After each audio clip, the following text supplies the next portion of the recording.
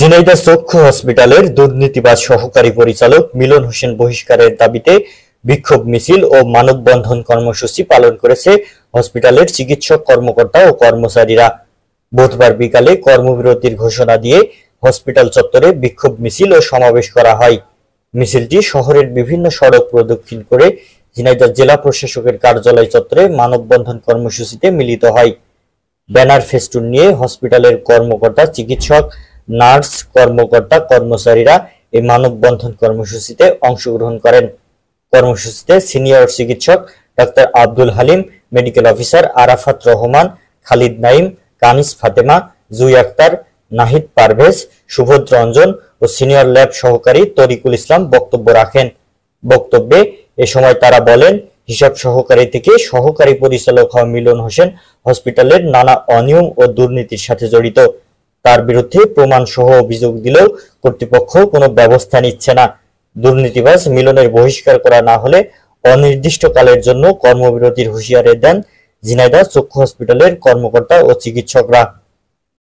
আর ওটি চালানোর জন্য যেসব মালামাল লাগে সেই মালামাল, এখন সেই মালামালের আমরা কোনো পাচ্ছি না, কারণ আমরা যে প্রতিদিন যেটা ইনকাম করি সেটা ব্যাংকে চলে যায়। সেই ব্যাংক থেকে তুলতে গেলে সেটা কার্যকরী কমিটির লাগে, অনুমোদন লাগে, সেটা পাচ্ছি না। দুটো 2 মাস যাবত চক্ষু হাসপাতালের সমস্যা চলতেছে। আমরা ডিসি মহোদয়ের কাছে এর আগে অনেকগুলো অভিযোগ করেছি, কিন্তু আশা অনুরূপ এখন পর্যন্ত আমরা কোনো ফলাফল পাইনি। ওই চক্ষু হাসপাতালে যিনি দায়িত্বে ছিলেন মিলন হোসেন, যার বিরুদ্ধে আমাদের অভিযোগ, উনি সমস্ত কিছু কুক্ষিগত করে হাসপাতালের চেক, অন্যান্য প্রয়োজনীয় খাতাপত্র আটকিয়ে রেখেছে, যার কারণে আমাদের প্রয়োজনীয় দ্রব্য আমরা কিনতে পারি না। আজকে অপারেশন বন্ধ হয়ে গেছে, গতকাল বন্ধ ছিল, আজকেও বন্ধ। জেলা ঝিনাইদহ, তো সেইখানে ঝিনাইদহ চক্ষু হাসপাতাল টোটাল খুলনা বিভাগের মধ্যে একটা অন্যতম প্রতিষ্ঠান, তো সেই জায়গা থেকে এখনো দুর্নীতি কেন দূর হলো না, প্রশ্নটা এইখানে। চালিয়ে যাচ্ছে 1.5-2 মাস, কিন্তু পরে যে স্যার এসেছেন, ডিসি স্যার, উনি এখনো কোনো পদক্ষেপ নেয়নি, এখনো আমাদের ওখানে যায়নি, এবং আমরা খুব দুরবস্থায় হসপিটালে চলাফেরা করতেছি।